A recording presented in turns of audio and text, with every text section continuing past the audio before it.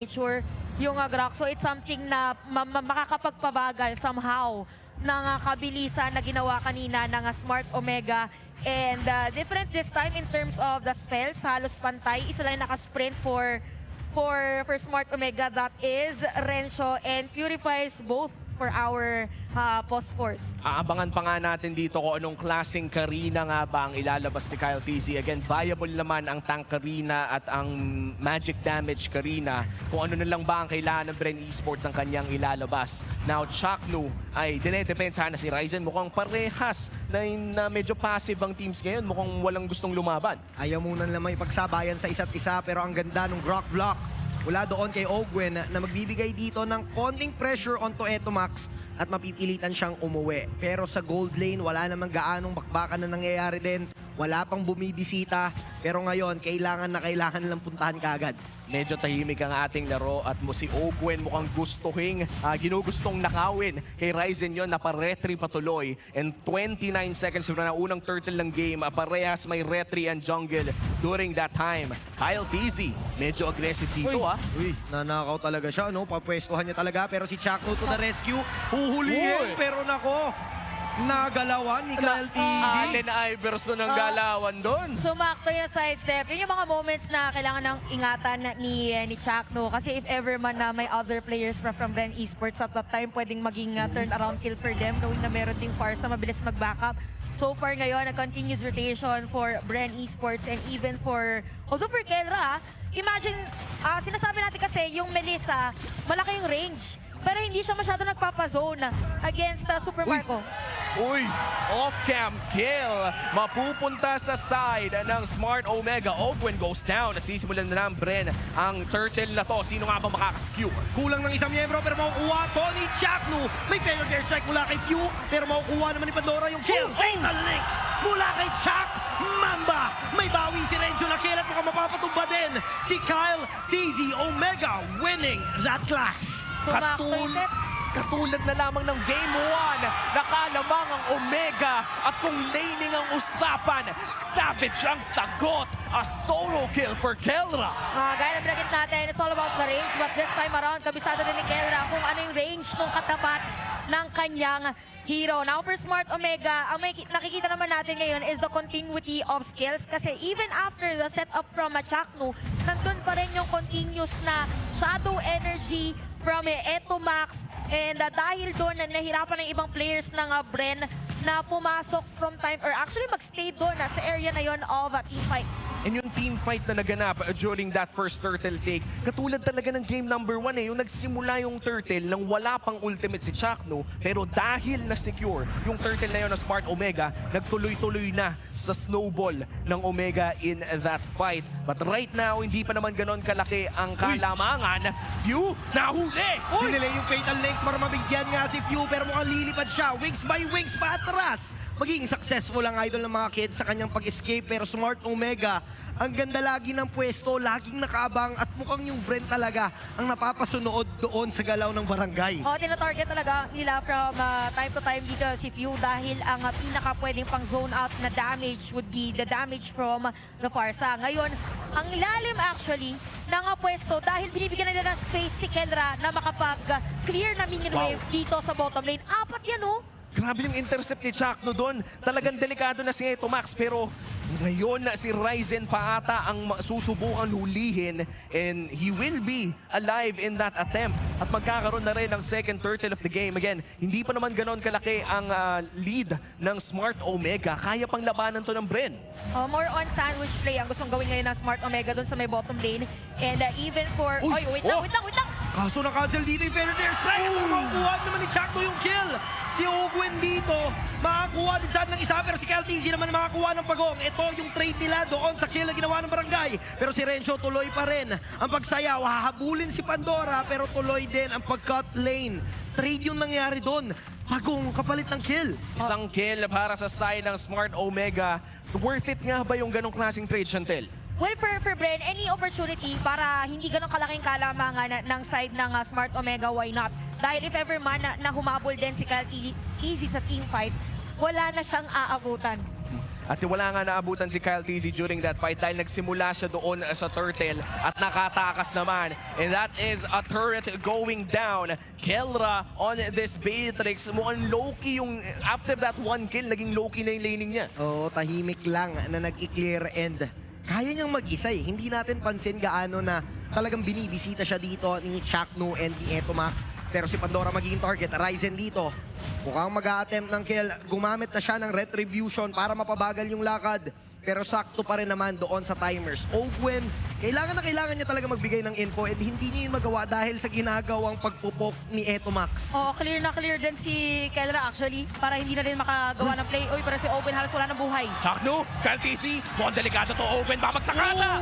Inabangan lang yung pagka-immune ng isang Grak at talagang sinakto niya yung Fatal Links.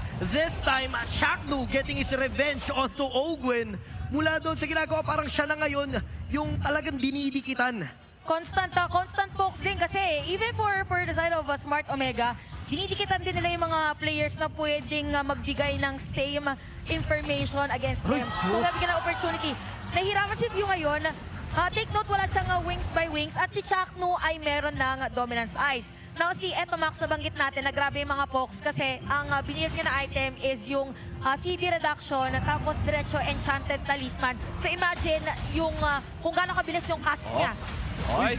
Si Renzo talaga nagbayad ng time pero may harang dito mula kay Ogwen. Itatrap nila si Etomax, hindi na magagamit yung Black Shoes. At mukhang hindi pa sumakto. Wala nga lang attempt yung Bren Esports na lumapit pa doon sa pagong. Naging kontento na sila onto the kills, onto Etomax and Renzo. Crucial 2 kills para sa side ng Bren Esports pero masusurrender nila ang pagong sa Smart Omega. Makakahinga ng konti ang Bren dahil sa 2 kills na yon. And pakiramdam ko hindi rin nila kayang lumaban sa Turtle dahil medyo pila yung mga spells nila. Yung damage din na pwede rin ibigay. Yes, yung spells napaka-importante din. Ngayon makikita kasi natin for Bren as much as possible pag mag-set up sila ng play, kailangan it's either almost complete yung kanilang possible resources. Now, looking at the items, 6.4k gold for Kelra at para naman kay Super Marco, 5.2k. Kaya din, tatlo sila ngayon na nagpo-push together with Super Marco para hindi na maikutan pa or hindi maging target ng Smart Omega.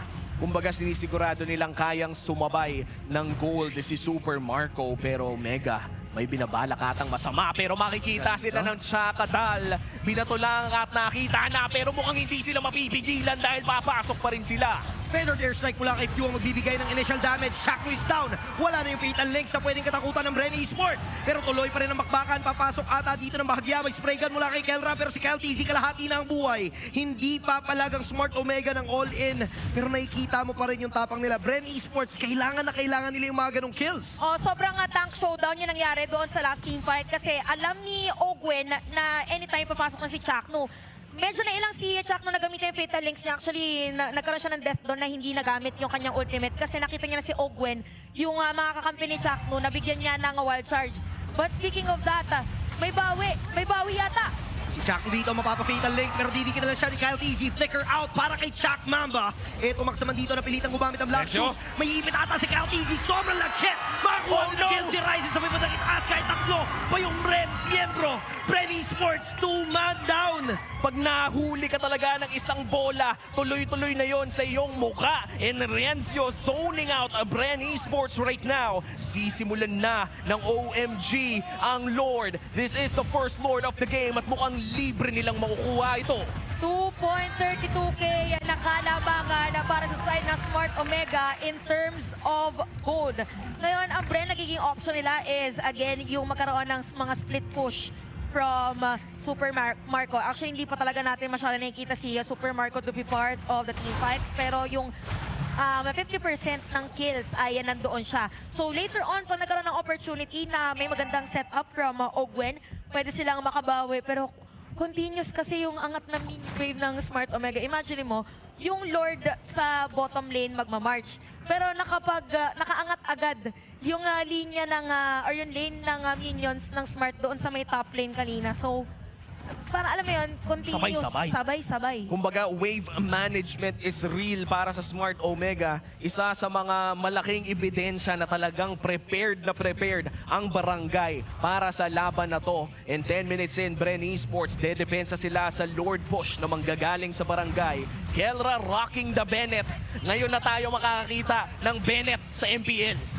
Mukhang sabay-sabay na silang pepwesto pero si Chakno ihabulin si Super Marco. Pero no! hindi siya magtatagumpay. Oh, no! Napasobra ata si Chakno at mukhang mababawian siya. Bren Esports with a kill. Ito na yung chance na bumawi sila pero mapapaback away yung miyembro ng barangay. Pero tuloy pa rin si Renzo. Papalag, walang kakaba-kaba. Pero si Owen naman dito, mukhang didikit lang din talaga. Hakabulin Chakadan! nila ng paunti-unti. Pero si Few lumilipad. May wings pero mukhang hindi nila itutuloy. Bren Esports.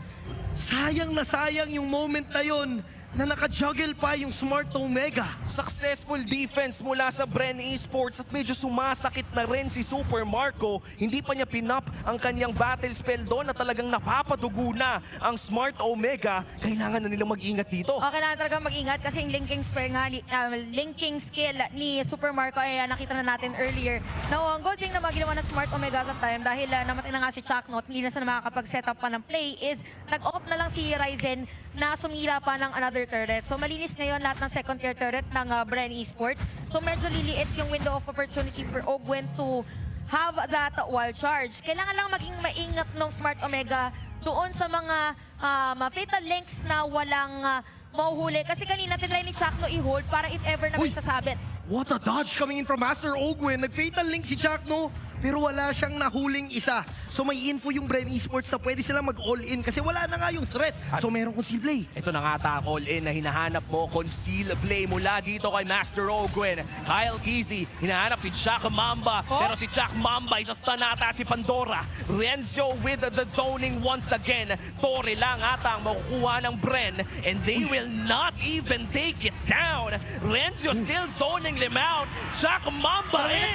Papalag sila si Ryzen naman sa may batang Gedli. Umikot siya with a detour. Eto Max dito sobrang low. Pero wala pa rin silang info kung saan nakapwesto si Ryzen. Pero mapapaback away na sila at may Lord pang available. So yung Bren Esports sobrang ingat pa rin. Kitang-kita natin yung control ng dalawang teams. Even for Bren, may opportunity sana na gamitin yung mga ultimates pero hindi nila gugustuhin na mawala na ng resources pagdating dito sa Lord. Even for Chakno, yes, nagkaroon ng stun pero at that time wala pa siyang fatal links. Ngayon na meron ulit Lord, kumpleto ang mga ultimates ng Bren Esports.